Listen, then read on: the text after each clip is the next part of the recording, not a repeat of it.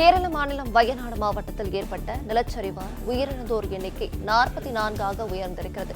விவரங்களை நம்முடைய செய்தியாளர் சரவணகுமார் வழங்க கேட்கலாம். சரவணகுமார், வணக்கம். இது பற்றிய கூடுதல் விவரங்கள்.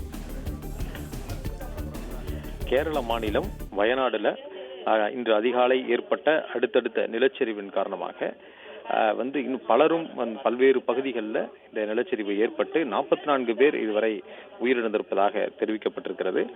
இன்னும் 100க்கும் மேற்பட்டோர் அந்த பகுதியில் இருந்து மீட்கப்பட்டு அருகில் இருக்கக்கூடிய மருத்துவமனைக்கு கொண்டு செல்லப்பட்டிருக்கிறார்கள்.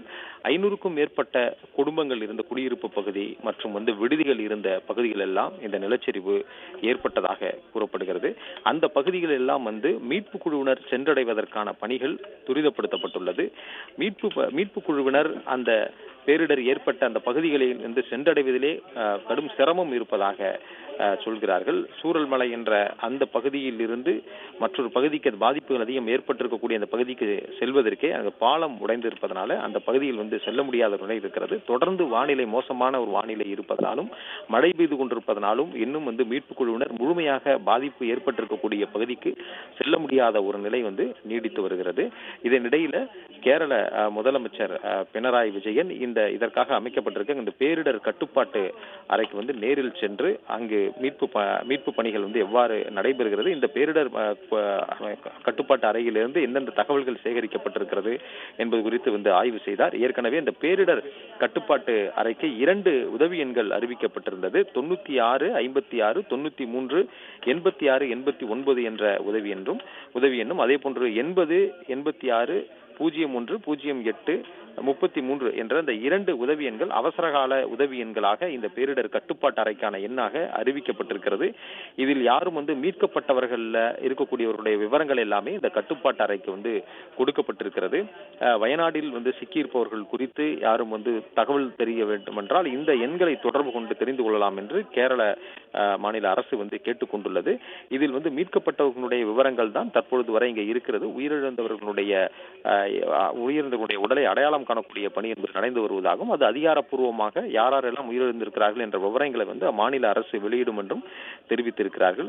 அதே போன்று கேரள முதலமைச்சர் பினராயி விஜயன் கூறும்பொழுது இதுல மீட்பு குழுவினர், தேசிய பேரிடர் மீட்பு குழுவினர் மற்றும் இந்திய ராணுவமும் மீட்பு பணியில் ஈடுபடுத்தப்பட்டிருக்கிறது.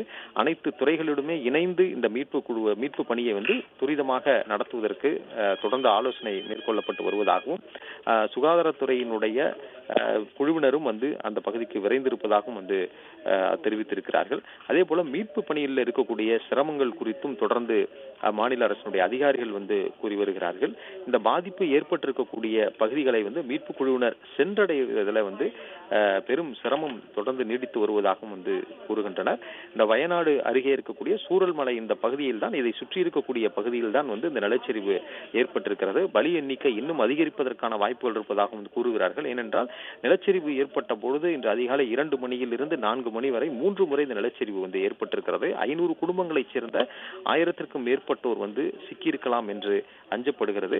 எனவே இந்த சூரல்மலை பகுதியை சுற்றி இருக்கக்கூடிய பகுதிகள் எல்லாமே விமானப்படையினுடைய ஹெலிகாப்டர்களை கொண்டு அதன் மூலமாக தேடுவதற்கான முயற்சிகள் பலனளிக்கவில்லை. ஏனென்றால் அங்க மோசமான ஒரு வானிலை இருக்கிறது. அது மட்டுமல்லாம வானிலை ஆய்வு மையமும் இந்த வயநாடு சுற்றி இருக்கக்கூடிய இந்த பகுதிகளுக்கு ரெட் அலர்ட் விடுத்திருக்கிறார்கள். அதாவது அதிக கனமழை பெய்வதற்கான வாய்ப்புகள் இருக்கிறது என்று தெரிவித்திருக்கிறார்கள். கேரளாவினுடைய வயநாடு பகுதியில் தென்மேற்கு பருவமழை தொடர்ந்து தீவிரமாக பெய்து வரக்கூடிய நிலையில் தான் இந்த நிலச்சரிவு ஏற்பட்டிருக்கிறது. ஆங்காங்கே காட்டாறுகளில் வெள்ளம் பெருக்கெடுத்து ஓடுவதனால மீட்பு குழுவினர் குறிப்பிட்ட பகுதியை சென்றடைவதில் பெரும் சிரமம் இருக்கிறது.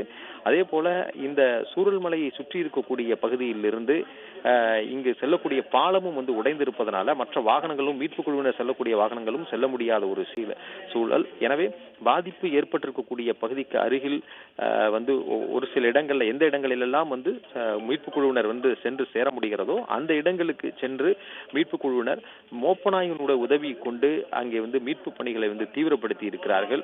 ஏனென்றால் பல வீடுகள் மண்ணில் புதையுண்டு இருக்கிறது. எனவே மண்ணுக்குள் புதைந்திருக்கலாம் என்பதனால மோப்பநாய்களை கொண்டு இந்த தேடுதல் பணி நடத்தப்படுகிறது. மாநில மீட்பு குழுவினருடன் தேசிய பேரிடர் மீட்பு குழுவினரும் சேர்ந்து இந்த மீட்பு பணியை மேற்கொண்டு வருகிறார்கள். இன்னும் பல பல இடங்கள்ல முழுமையாக அவர்கள் சென்று சேர முடியாத ஒரு நிலை இருக்கிறது. குறிப்பாக வைத்தேரி, வெள்ளேரி மலை, மேப்பாடி உள்ளிட்ட பகுதிகள் எல்லாம் இந்த பாதிப்பு அதிகமாக ஏற்பட்டிருக்கிறது என்று சொல்கிறார்கள். அட்டமலையிலிருந்து முண்டக்கை வரையிலான ஒரே ஒரு பாலம் இருந்தது. அந்த செல்லக்கூடிய வழியில ஒரு பாலம் இருந்தது. அந்த பாலம் இந்த காட்டாற்று வெள்ளத்தில் அடித்து செல்லப்பட்டிருக்கிறது. வயநாடு சூரல்மலை பகுதியிலிருந்து செல்லக்கூடிய இந்த முண்டக்கை பகுதிக்கு செல்லக்கூடிய அந்த பாலம் பிரதானமான வழிதான். அந்த வழியில் இருக்கக்கூடிய பாலமே அடித்து செல்லப்பட்டிருக்கிறது என்பதனால இன்னும் மீட்பு குழுவினர் இது போன்ற பகுதிகளுக்கெல்லாம் சென்று சேர்வதிலே கடும் சிரமம் நீடிப்பதாகவும் தகவல் வெளியாக இருக்கிறது.